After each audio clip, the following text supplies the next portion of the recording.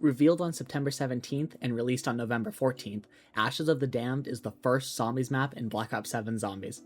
Taking place literally seconds after the end of Reckoning, Requiem joins forces with new versions of Edward Richthofen, Nikolai Belinsky, Tank Dempsey, and Takeo Masaki in a fight for their souls against the Warden of the Dark Ether. But I'm getting ahead of myself. Before we dive into the heart of the Dark Ether, I think we should go over what has changed between Black Ops 6 and Black Ops 7 Zombies. Shall we?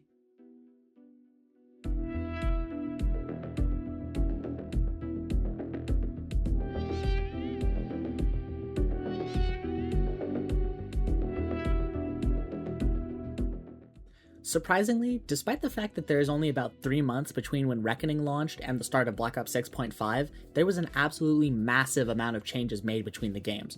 So we're going to start with the new stuff and then get into game health. So, coming off of Black Ops 6, in this game, we have a whole boatload of new toys to play with. So without further ado, let's get into it. Coming onto our perk roster, we have Wisp T, which functions similarly to Bloodwolf Bite from Black Ops 4 for those of us who are old enough to remember that hellhole. Also, this isn't a part of the recap, but its jingle is a fucking banger. Roll that shit, editor.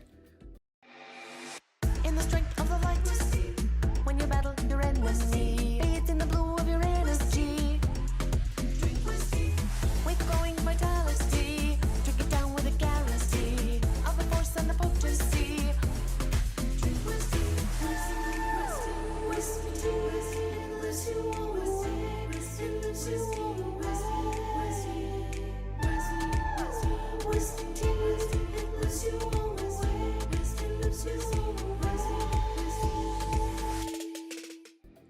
Moving on to our field upgrade, the Two of Us fans can finally rejoice as Toxic Growth has finally returned to us. Hello, sweet darling. I missed you. For those of you who don't know, which should be all of you considering how much y'all hated this field upgrade when it got added, don't worry, I remembered. Toxic Growth was added back during Season 3 of Cold War Zombies, and just like in that game, when activated, the field upgrade will drop a bushel of toxic vines that will slow zombies down when they come into contact and will eventually kill them. On the ammo mod side of things, we have the triumphant return of Fireworks, which was last seen all the way back in Black Ops 3. In this game, the ammo mod has been retooled to function a bit differently. Instead of summoning a firework that shoots your gun in a random direction, the firework actually shoots out other mini fireworks that target enemies and do lethal damage. Through the augments, you can craft one of my favorite ammo mod combos with Fire Wheel, which will leave 2 firework wheels that will absolutely tear through anything that they come into contact with. After that, we have our new support streaks, the Disciple Injection, HKDs, and the Dog. The Disciple Injection does exactly what it says on the tin. Just like the Mutant Injection, it will turn the player who uses it into an enemy, this time a Disciple, for a set amount of time. While in this form, you have access to 3 attacks, the Life Drain, the Grab, and the Scream. While not nearly as lethal as the Mutant Injection from Black Ops 6, the Disciple Injection, when placed in the hands of someone who can balance the attacks, is still a force to be reckoned with. Then, we have the HKDs, which Black Ops 2 fans will recognize as Hunter-Killer drones. However, unlike in that game, they aren't aerial drones that Obama strike on the map. They've been converted to drones that roll around on the floor and will target enemies to roll up and detonate on. And to round out the list, we have the Dog, which calls in an automated quadrupedal drone that can run in either standard attack mode, which will follow you around and kill zombies, or sentry mode, where it will plant itself down and shoot at any zombies that cross its path. And if you're wondering, yes, you can hashtag pet the dog in Call of Duty Black Ops 7 Zombies. Across the board, 6 new Gobblegums were added, 2 of which are Gobblegums of old, while the others are all new to the game. This list includes Aftertaste, Power Vacuum, Equipment, Armageddon, Round Off, and Gift Card. Alright, so now that we've covered gameplay additions, let's get into game adjustments, starting with the out-of-match changes. For every perk, field upgrade, and ammo mod, there were 2 new augments, 1 minor and 1 major, as well as an additional minor augment slot added. This addition, across the board, has created some incredibly insane combinations that, during Black Ops 6, only ever left me frothing at the mouth. Looking at you, Picky Eater and Condor's Reach on Vulture Raid. But that wasn't where Treyarch stopped. They also rebalanced some augments, including Turtle Shell on Juggernog, any augment where it had a specific chance of activating like Double Play on Double Tap, equivalent exchange on quick revive, among many others. There was a major nerf to field upgrades across the board, where now, after each activation, the field upgrade will require more kills to recharge, making some of them completely useless after a while. This is an interesting choice in nerfing the field upgrades, considering it was Treyarch's choice to make it so we start with them and don't have to earn them, so I hope they revert it at some point. With Black Ops 7, Treyarch reintroduced the weapon prestige system, which can be achieved after hitting max level on a specific weapon. At Weapon Prestige 1, you get a unique attachment similar to Operator mods from Black Ops 4, as well as a universal camo. At Prestige 2, you get another universal camo, as well as a weapon charm for that gun. And after Prestige 2, you can enter Weapon Master Prestige, which goes from whatever your weapon's max level is, all the way to level 250. During this, you'll earn 3 camos specifically for that gun, and at level 250, another universal camo. Some of the camos featured in this system are ones from DLC packs released during Black Ops 2, including the ghosts-like weaponized 115. Yeah, that was worth it. In the menus, players can find a Zombie Skin tab, which houses the Pack-a-Punch camos, which can be earned by either getting kills with each respective camo, or by completing the Easter egg in Cursed mode.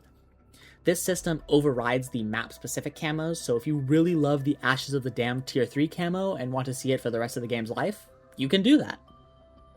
The Intel menu received an updated look, as well as the ability to rotate and zoom in on artifacts similar to Cold War's system.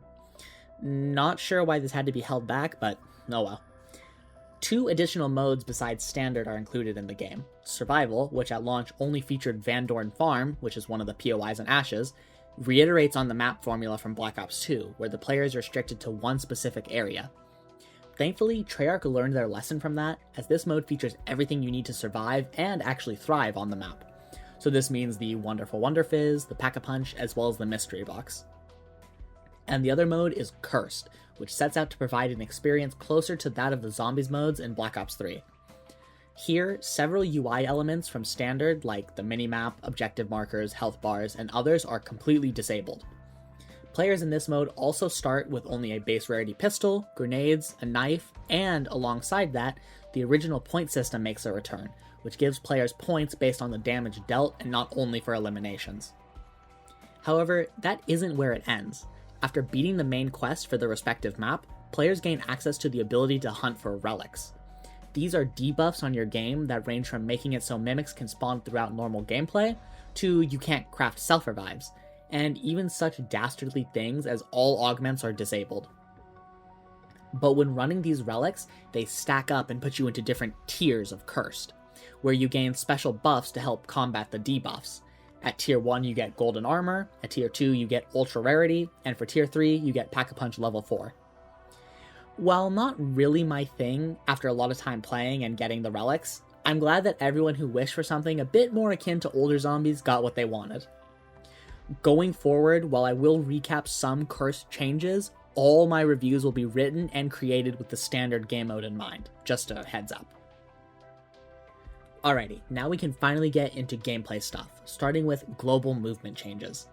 With Black Ops 7's updates to Omni movement, wall jump has been added, while tac sprint has been removed by default, though you can restore it with a stamina up augment if that's your thing.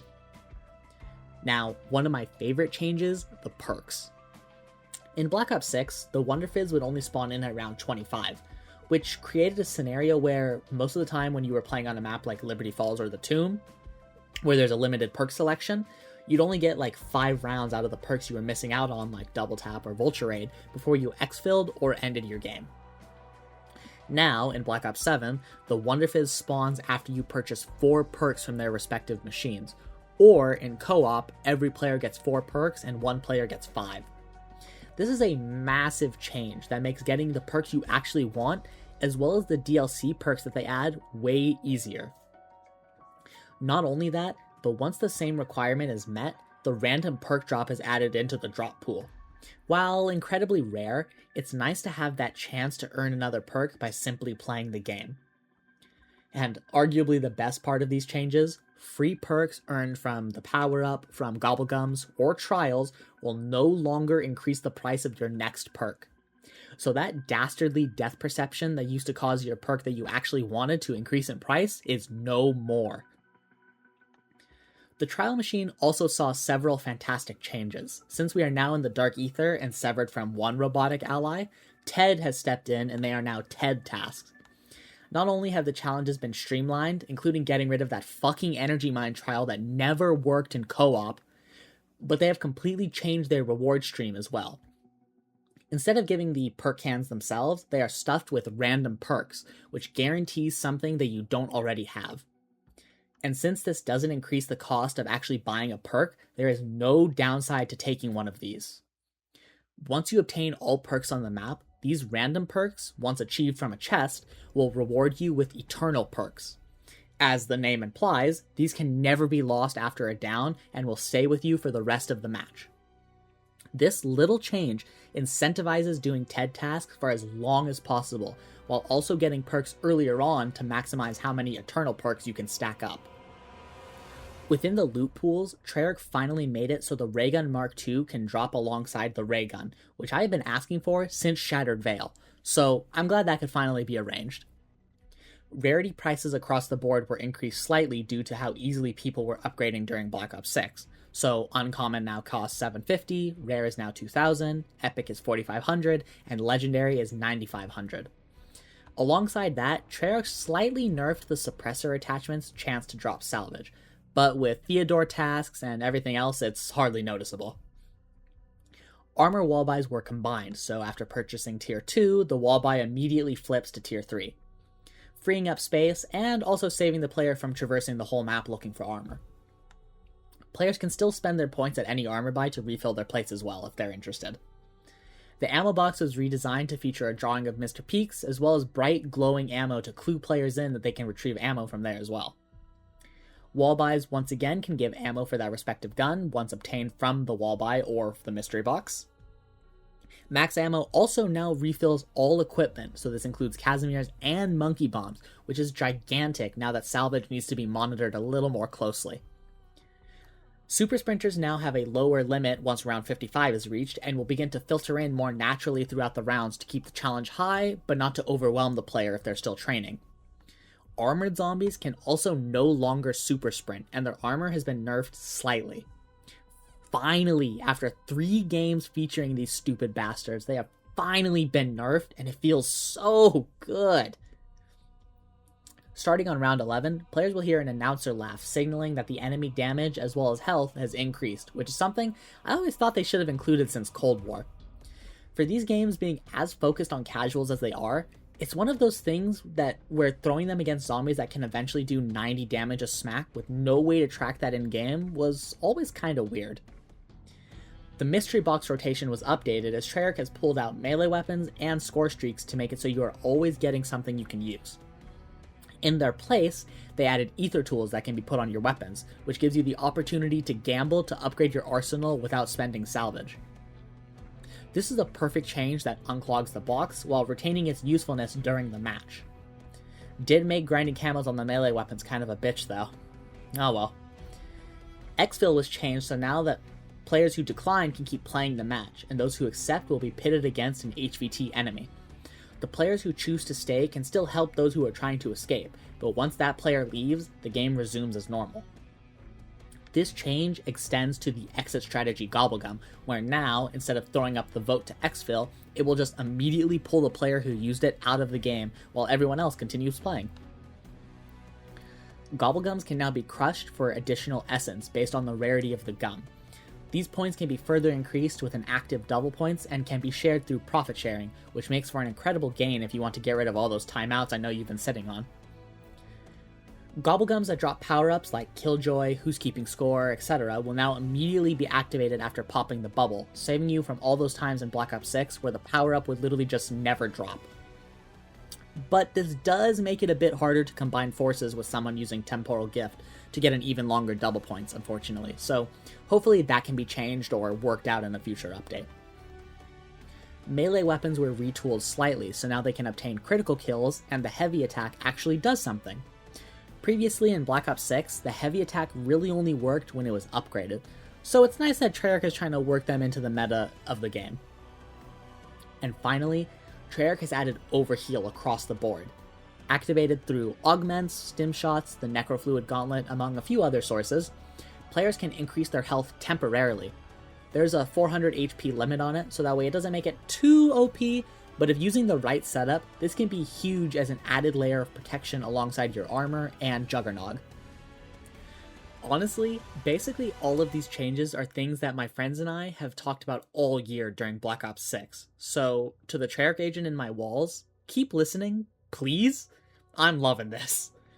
Anyways, with all of that covered, it's time we finally dive into Ashes of the Damned.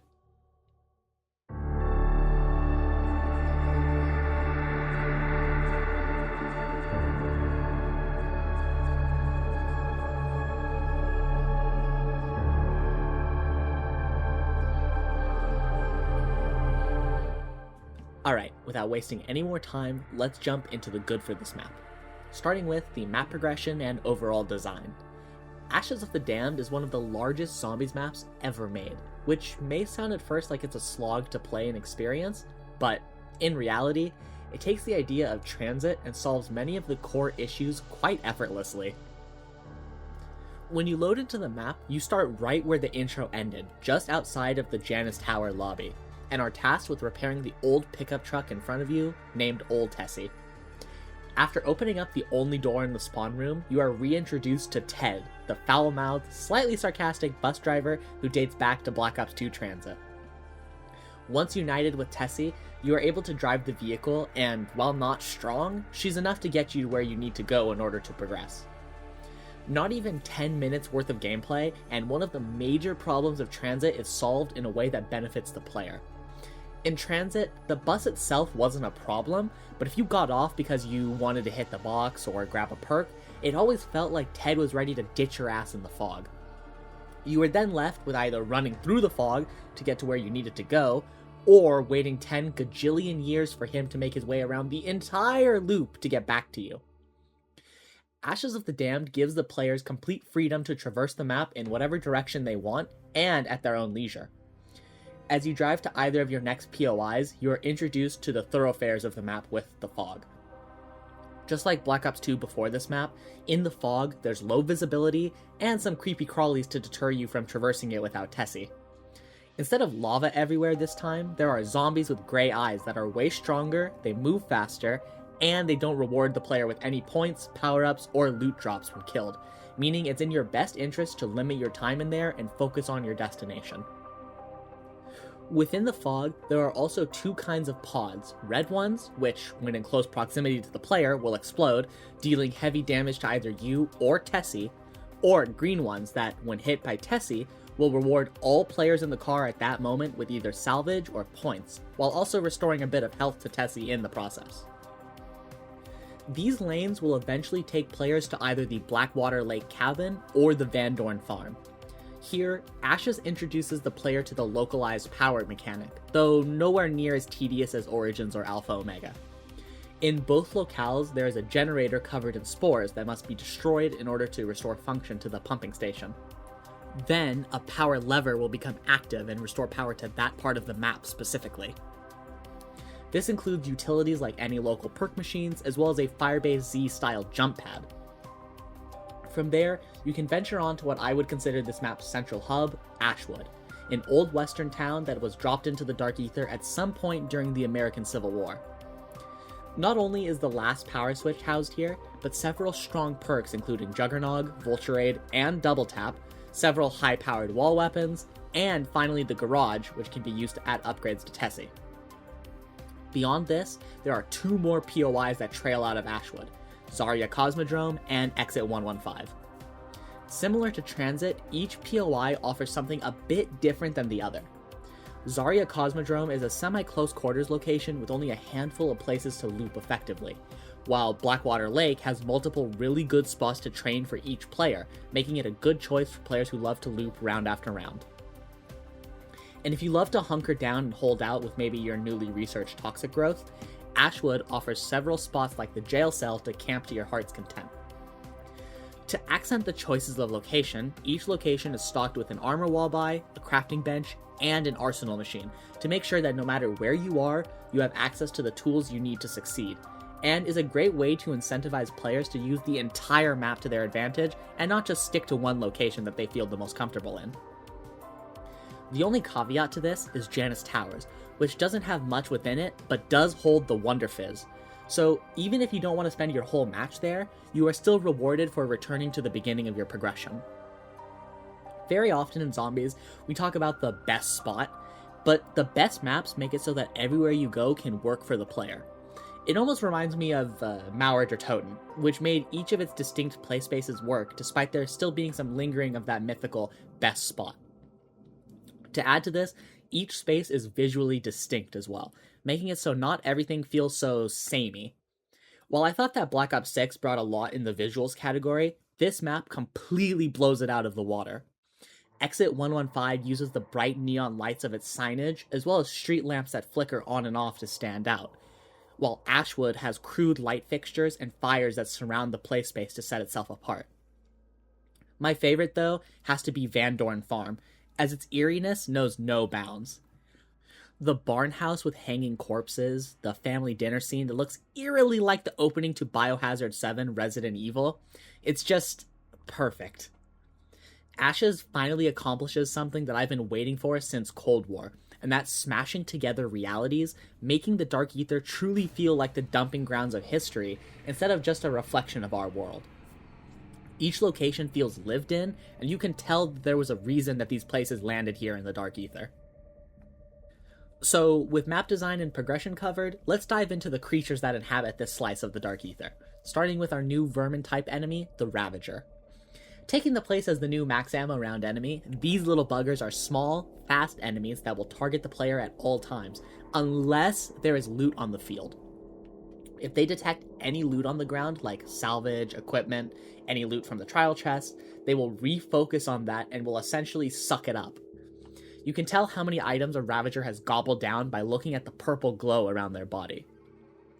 Eventually, once they've shoved their face full of your loot, they will try to sneak away and disappear with your loot. If they succeed, they will find a quiet place and play an animation similar to the monkey bombs before jumping into a portal and disappearing. If you kill them before this happens, they will blow up like a piñata, spitting out a bunch of salvage, though not the actual items that they had eaten while on the map.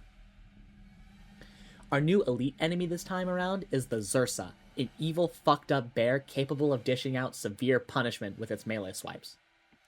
Interestingly, Freddy Fazbear causes bleed damage when you get hit, but despite how much it hurts, it actually can't kill you.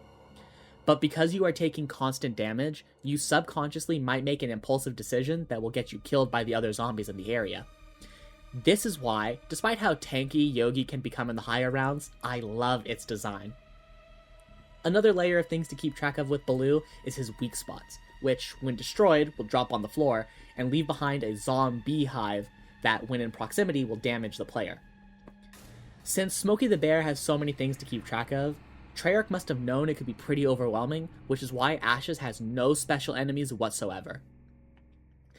While I don't think throwing the Doppelgast in or having some kind of new special enemy would have hurt, I would be lying if I said it isn't pretty nice that we really only have to deal with zombies for a change. To deal with all these new enemies, Ashes introduces some neat new toys that fit the vibe and experience that it's going for. Ashes of the Damned introduces the Necrofluid Gauntlet, a unique, seemingly living weapon capable of dealing massive damage through its spike projectile. After the admittedly subpar performance of the Gorg effects, this wonder weapon absolutely tears everything to shreds. Its design is perfectly weird, just like the Dark Ether should be. It feels like something you simply can't explain, and it's a feeling that these wonder weapons really have been missing since the Decimator Shield from Vanguard or the Crystal Axe from Cold War. And just like all its other cohorts of the modern era, its unlock quest isn't the most tedious thing since winding the music box in Five Nights at Freddy's 2. It gets even better once Pack-a-Punch, as it gains an additional ability to detonate the spikes on the ground, dealing massive explosive damage to the hordes. This attack was born for camping strats, as it basically just wipes everything in the vicinity. While that's the only new weapon, both the ray gun and the ray gun Mark II return, but with this map, Treyarch also introduces the idea of the Wonder Vehicle through Old Tessie. After restoring power to Ashwood, players can pull Tessie into the garage and install the forge into the exhaust of Tessie. Not only does this make your Pack-a-Punch Time to go mobile.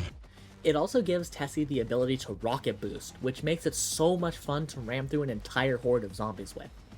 By progressing the main quest, you can gain access to 2 further upgrades, a group of installable abomination heads, which will add a laser beam attack, and also a passive ability where the heads chomp at zombies that venture too close to Tessie. About halfway through the quest, you gain access to the Wunderwaffe DG2 turret, which does exactly what it says on the tin. Not only can it be manned by another player, but if you are driving solo, the turret will actually gain a mind of its own and target enemies and hazards that come too close to Tessie. Ashes of the Damned also has some incredible and tastefully done fan service with the return of Mauer der Toten's Klaus. Despite it not really being explained how he survived a nuclear explosion, it's so nice to see him back again as himself and not his doppelgangers from Reckoning. Klaus can be called in with one of the many radios just like in Mauer, and this time not only has a Pac-1 weapon, but can occasionally throw down a Casimir, which makes him a useful ally whenever necessary. Before we tackle the main quest and narrative, I want to discuss some of the side quests on the map. Ashes of the Damned takes a page out of Black Ops 6's book by retaining the free power-ups, as well as several ways to get free perks and other loot like the Tomahawk quest. But my absolute favorite is the Dark Ether plants that can be found around the map. Despite being nerfed in Season 1, these neat little pods are a fantastic way to get free loot. Around each locale, there is a fumigator that can be picked up and used to fertilize the growing mushrooms. Doing it on its own takes a little bit, and the plants can be attacked by purple-eyed zombies, making it a bit more difficult to do. But if you combine this with toxic growth, the plants grow at twice the speed and can be done for multiple rounds consecutively, potentially saving yourself a huge amount of time for upgrades. And to wrap up our gameplay section, I want to talk about the main quest itself here, as this one is yet another incredible advancement in that department. Treyarch finally seems to have moved past the quest being 75% getting and upgrading the Wonder Weapon, and 25% doing small steps, as the Ashes of the Damned quest focuses more on the pacing and actual solution of each piece of it. The quest is paced out fantastically, and each step is not only logical to follow, but also easy to reproduce once mastered, which makes for fun repeat playthroughs. For the most part, it focuses on freeing the trapped souls of the POIs in the area, and through this, we get a chance to see why each place landed up here in the Dark Ether. The quest also culminates in a boss fight that feels like a natural evolution of the Black Ops 6 fights.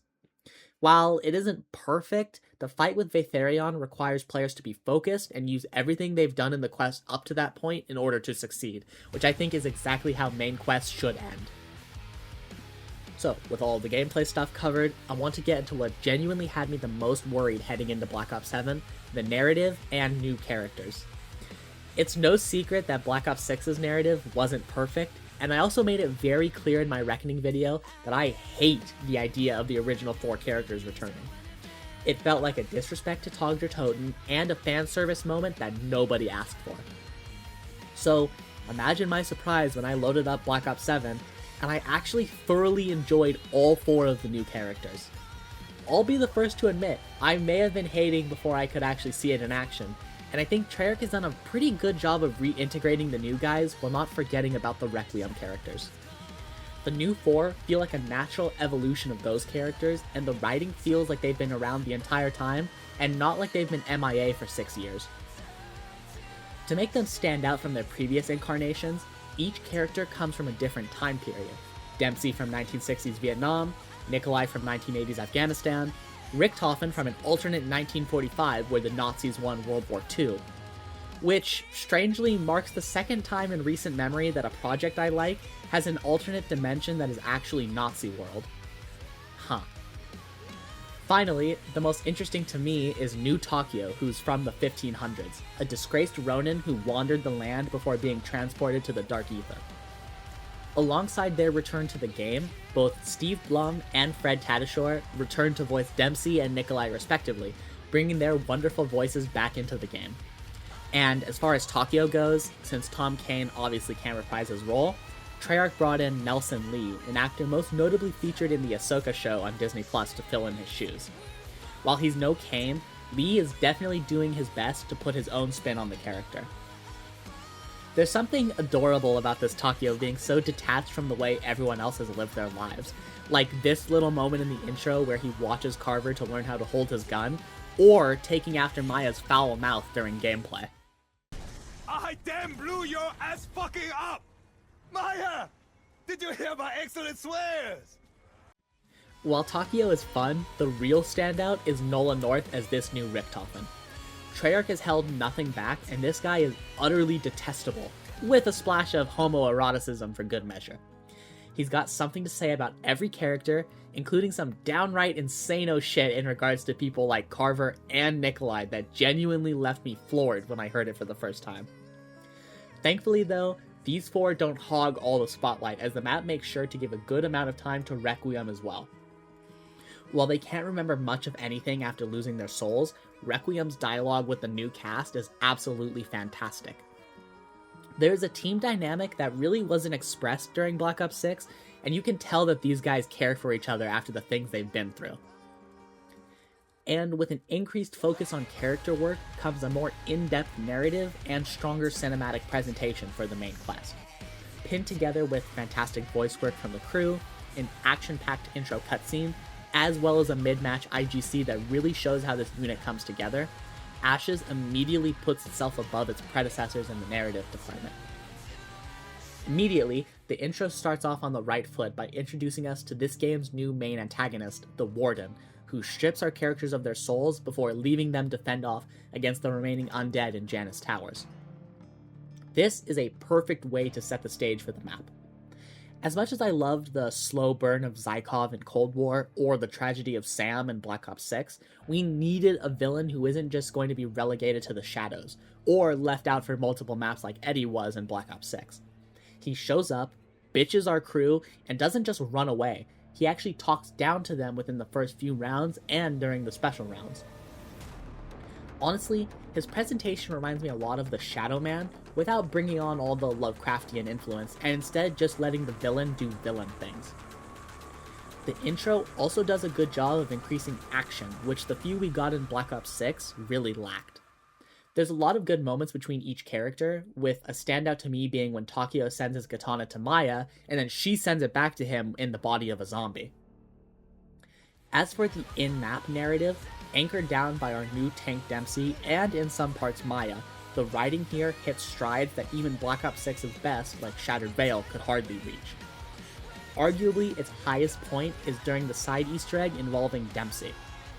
In the fog between Zarya Cosmodrome and Ashwood, you can find a set of dog tags, and if you're playing as Dempsey, you can interact and it will teleport you to the jungles of Vietnam. Here, you get a chance to learn about Dempsey, including the fact that he knew a different version of Weaver and was possessed by a dark ether entity, leading to the death of his entire team. Blum is doing a stellar job here, and you can feel the regret and remorse in this version of Dempsey. Behind all the bravado and the oorahs, there's a man that's tortured by the fact that he abandoned his one duty, and it's such a fascinating way to take on this character. Turning back to the main quest, about halfway through it, the game features a really high quality and well acted IGC, where we free someone the game calls the Entity, which isn't confusing at all considering just one game ago we killed a different The Entity. She explains that each person in the group has been touched by the Dark Ether in some way, and that the key to their souls lies in the Shadow Smiths, a group of primordial beings in the Dark Ether who have been imprisoned by the Warden, and if freed could help us to overthrow him. Despite some protests from Nazi-Toffen, the crew sets out to free the Shadowsmith in this realm, Vaetherion, by freeing the souls trapped in Zarya Cosmodrome, Exit 115, Van Dorn Farm, and Blackwater Lake. Through this process, Ashes tells us why these places ended up in the Dark Ether, whether that be cannibalism or betrayal, without feeling like it's just exposition dumping.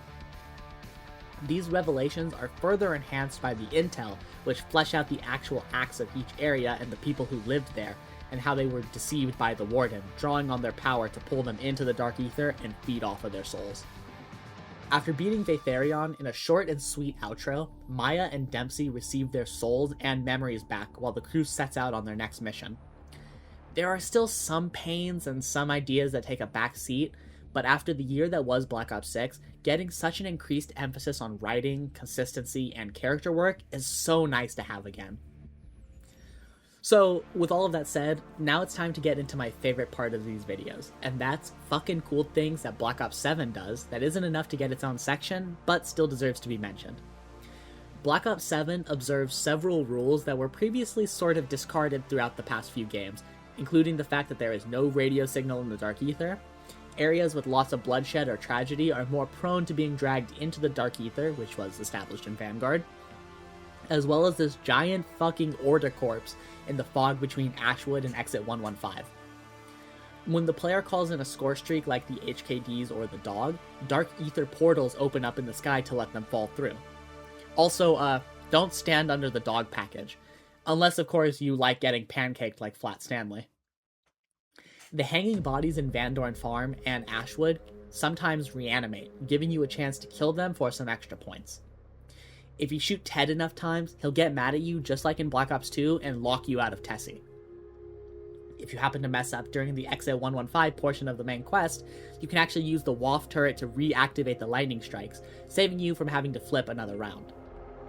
Also for the quest, there is a free pickup for every single piece of equipment you need around the map, which means if you want a high enough level or just prestige before running a quest, you can actually complete it and won't get soft locked. And, since we're on the quest, after beating it and hitting continue, a new announcer voice can be heard, marking only the second time in the series that this has happened.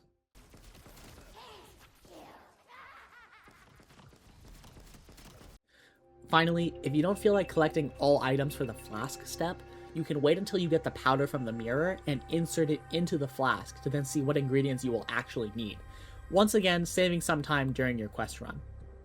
Despite being nerfed after being totally busted in the Zombies beta, the saw traps featured in Van Dorn Farm, Ashwood, and Exit 115 are really neat additions and come in clutch for high round games. Also, that screech that pulls the zombies towards them, yeesh. Gonna hear that shit in my nightmares for the rest of time.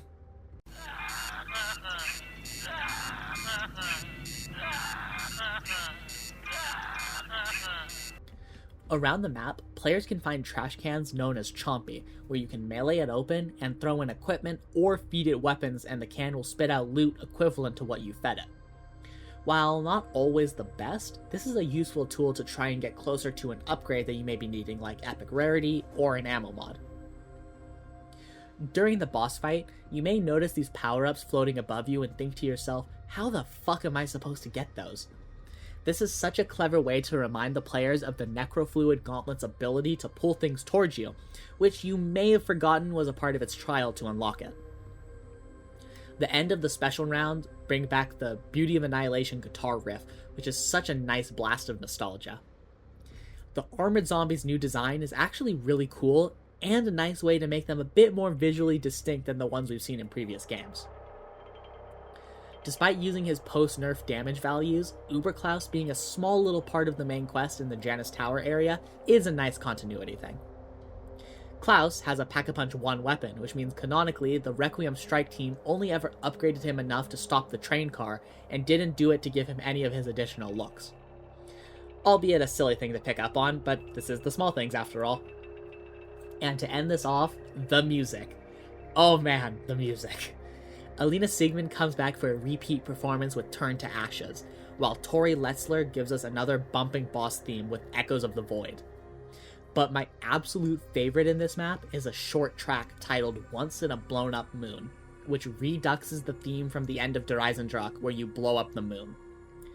What a beautiful touch.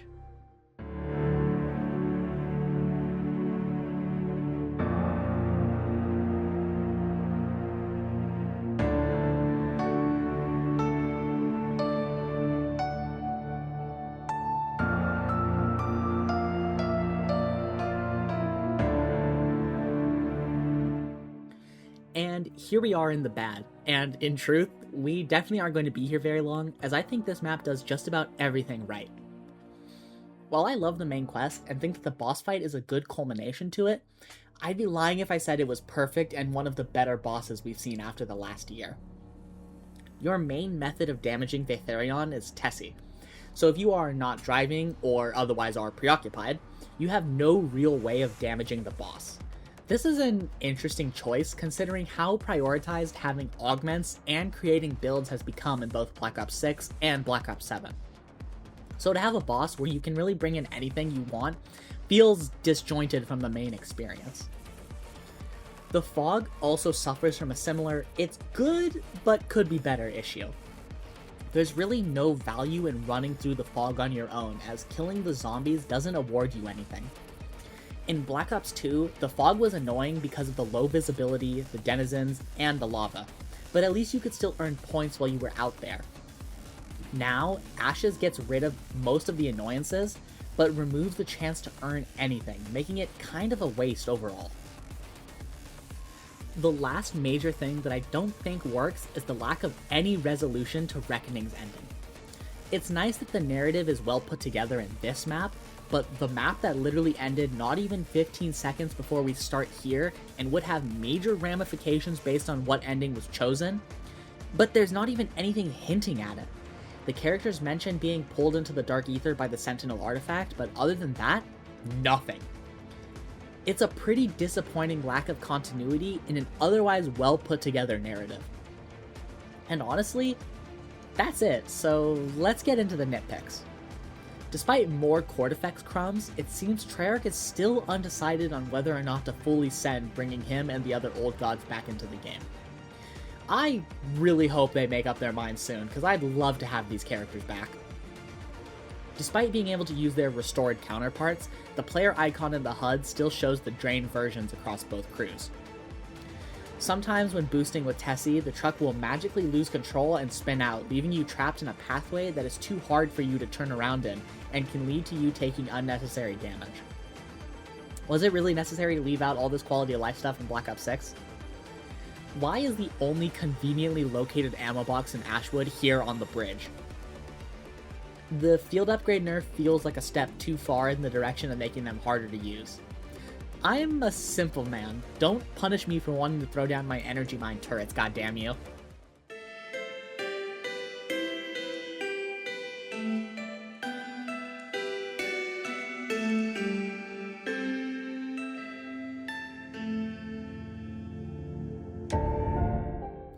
And here we are at the end of yet another Big Sam video. Honestly, I was cautiously optimistic coming into Ashes of the Damned, but I'm so glad to say that it blew me away on every level.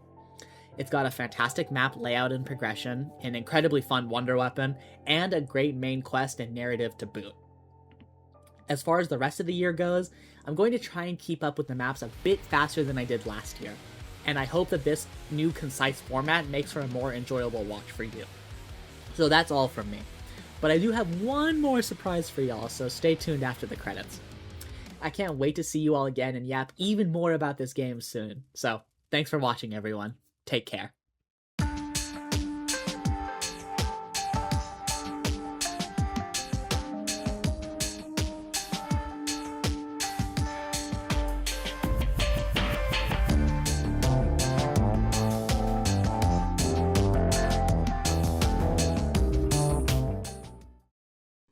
I'm a fire in my laser!